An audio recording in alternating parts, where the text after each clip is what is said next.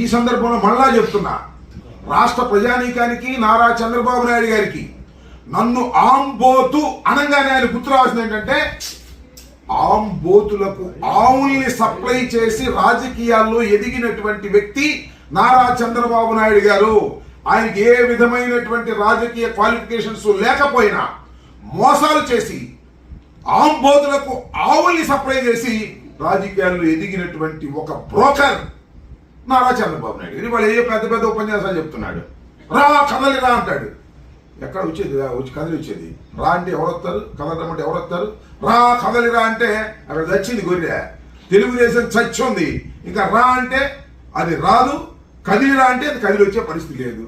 నువ్వే కాదు, నీ పక్కన తెచ్చుకున్న దత్తపుత్రుడు, ఆయన పేరేంటి, పవన్ కళ్యాణ్ గారు, ఆయన రా అన్నా కూడా కదిలి వచ్చే పరిస్థితి లేదు. అంతగా సర్వనాశనం చేశావు. ఎన్టీ రామారావు గారు పెట్టినటువంటి